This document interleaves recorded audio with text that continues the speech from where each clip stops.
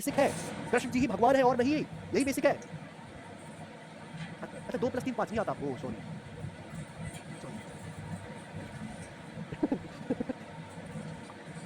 चलो आगे चलते हैं। अगला कॉन्सेप्ट सब लोग लिख लीजिए, कॉम्पेंडो एंड डिविडेंडो रूल। क्या लिखेंगे? कॉम्पेंडो एंड डिविडेंडो रूल। ठीक है जी। सर जी आपने धोखा दे दिया, क्या करूं? चाट की दुकान पर पकौड़ी खाई और क्या करेगा? अबे जी ने धोखा दे दिया, तू क्या करेगा? अब तो जी जिसके साथ चली गई वो करेगा, तू थोड़ा कुछ करेगा अब। चलो componendo and dividendo rule, Hindi में योगांतरानुपात और समानुपात नियम। हिंदी में नाम बड़े भयानक है, योगांतरानुपात और ठीक है।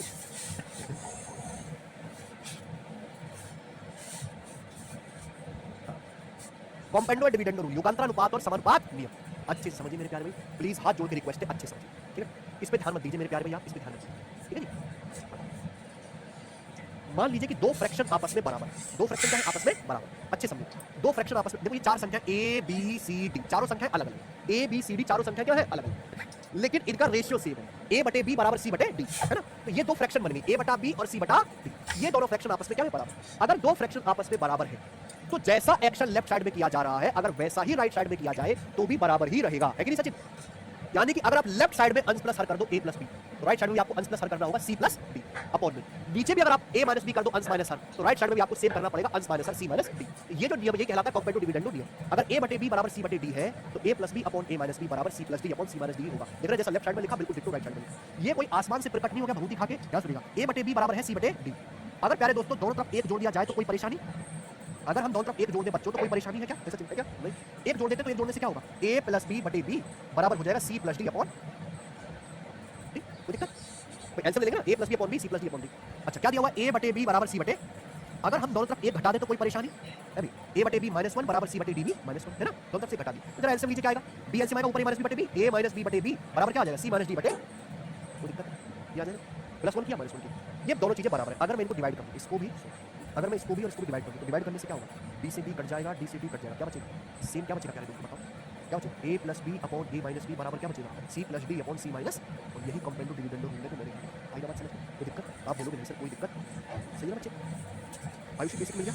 तो अगर दो संख्याएं, दो फ्रैक्शन आपस में बराबर है a बटे b बराबर c बटे d, तो इनको सॉल्व करने के दो तरीके, या तो आप ऐसे क्रॉस मल्टीप्लाई कर लो, लेकिन कभी कभी क्रॉस मल्टीप्लाई बहुत मुश्किल हो जाती है। अब आपको सर क्रॉस हमें लगाना कैसे पता चले, जिन सवालों में क्रॉस मल्टीप्लाई मुश्किल लगती हो ऐसे हर एक सवालों में आपको क्या लगाना है, कॉम्पेंडो डिविडेंडो नियम लगाना। बात क्लियर है? जिन सवालों में क्रॉस मल्टीप्लाई टफ हो उन सवालों में कॉम्पेंडो डिविडेंडो लगा के आसान करना होगा। ठीक है बच्चे, अगर a बटे b बराबर c बटे d है तो जैसा लेफ्ट साइड में करोगे वैसा ही राइट साइड में करना पड़ेगा। क्या हो जाएगा, a plus b upon a minus b बराबर c plus d upon c minus, अंश प्लस हर बटे अंश माइनस हर बराबर दूसरी भिन्न का अंश प्लस हर बटे अंश माइनस हर।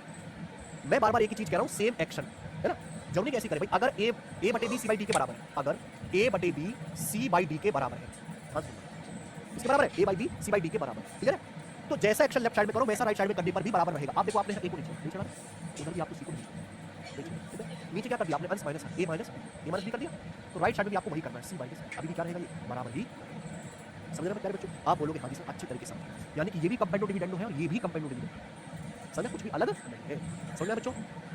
क्लियर है? तो अगर a बटे बी सी बाई डी के बराबर है तो जैसा एक्शन लेफ्ट साइड में वैसा ही राइट साइड में किया जाए तो बराबर रहेगा। एक्शन मतलब प्लस माइनस, गुणा भाग में नहीं, गुणा भाग में ऑलरेडी है ना। जैसे आपने a बटे बी बराबर c बटे डी है तो आपने a को नहीं छेड़ा तो यहाँ पे आपको c को भी नहीं छेड़ना है ना। नीचे क्या किया आपने, अंश में सर घटा दिया a माइनस बी, तो राइट साइड में भी सेम करना है c माइनस, ये भी ठीक बच्चों।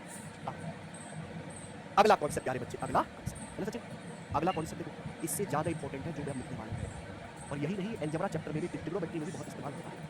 प्यारे बच्चों अगर a प्लस बी बटे a माइनस एक्स बटे वाई के बराबर है, इसके बराबर एक्स बटे, अगर a प्लस बी बटे a माइनस बी एक्स बटे वाई के बराबर है, ठीक है, तो बच्चों मैं आपसे पूछना चाहता हूँ बताइए, तो बताओ a बटे बी क्या है, a बटे बी की वैल्यू क्या है? अगर a प्लस बी बटे a माइनस बी एक्स बटे वाई के बराबर है तो हम आपसे पूछ रहे हैं प्यारे मित्रों a बटा बी क्या है, तो बिल्कुल मत घबराइए प्यारे बच्चे, आपको दो फ्रैक्शन दिए, एक फ्रैक्शन है a प्लस बी बटे a माइनस बी, है ना, दूसरी फ्रैक्शन है x बटे y, ये दोनों फ्रैक्शन क्या है आपस में बराबर, है ना, बराबर है ना। आप ऐसे समझो मेरे प्यारे दोस्तों, ये अंश है ये इसका हर है, दूसरी फ्रैक्शन का अंश है ये हर है, तो कॉम्पेंडो डिविडेंडो लगा सकता हूं। कॉम्पेंडो डिविडेंडो का मतलब अंश प्लस हर बटे अंश माइनस, यहां भी लगा सकते हैं। कॉम्पेंडो डिविडेंडो लगाने का मतलब क्या, अंश प्लस हर a plus b plus a minus, ये होगा ना, और नीचे भी अंश माइनस हर a plus b minus a minus b, और राइट साइड में क्या आएगा बच्चों, यही x प्लस y अंश प्लस हर बटे x माइनस। आप देखना क्या होगा कि b से b है ना, ऊपर क्या आ गया a प्लस a, देखेंगे प्यारे बच्चों a से माइनस a कट जाएगा, माइनस माइनस प्लस क्या आ जाएगा 2b, तो 2a बटे 2b क्या आ गया x प्लस y बटे x माइनस, और आप जानते हैं कि 2 से दूरी a बटे b की वैल्यू क्या आ गई?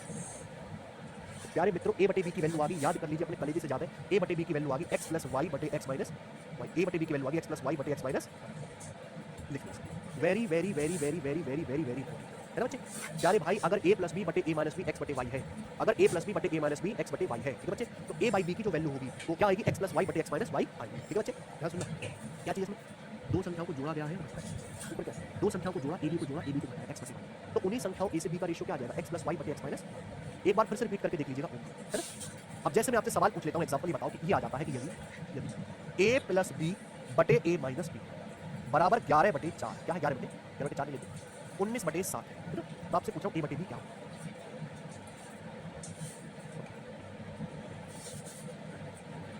अगर a प्लस बी बटे a माइनस बी 19 बटे 7 है, तो हम पूछ रहे हैं a बटे b क्या होगा?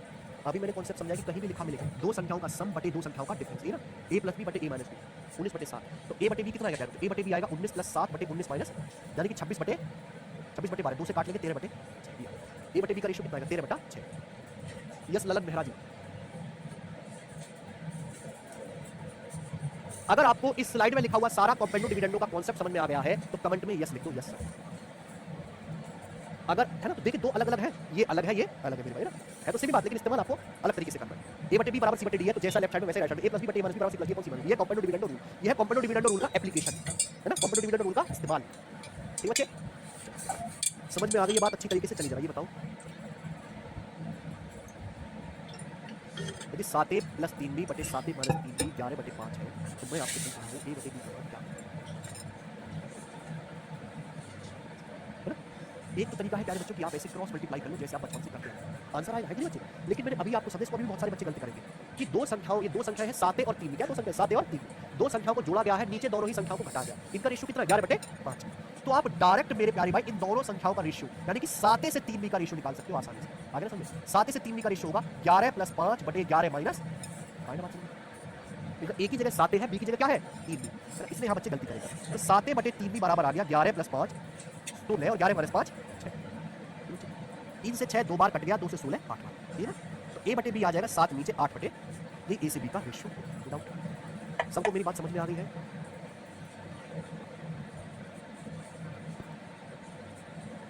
बोलो, सबके दिमाग में बातें फिट हो गई हैं?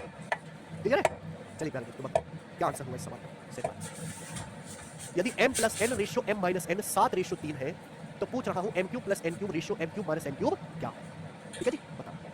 अभी समझा कि अगर m plus n ratio m minus n 7 ratio 3 है, तो m से n का रेशियो क्या आएगा? बताओ भाई, दो संख्याओं का सम दिया है, दो संख्याओं का डिफरेंस का रेशियो दिया है, तो m से n डायरेक्ट आ जाएगा क्या? 7 प्लस 3 बटे 7 माइनस, यानी कि 10 बटे 4, 10 बटे 4 यानी कि 5 बटे, m से n डायरेक्ट आ जाएगा। अब आपको रेशियो m से n का रेशियो पता चल गया, रेशियो देकर रेशियो ही पूछ रहा है, बस यहाँ पे क्या हर जगह पावर सेम है 3 की, m की जगह क्या रख दो 5 और n की जगह क्या रख दो 5 का क्यूब 125 प्लस 2 का क्यूब 125 प्लस 8 133, रेशियो 125 माइनस 8 170, कौन सा ऑप्शन है? आई ना बात समझ में? विदाउट सवाल नंबर 48 बनाइए। रंजीत आप गलत कर रहे हो बेटा, आपने सवाल समझ से ना तो ढंग से पढ़ा, तब मेरी बात सुनो।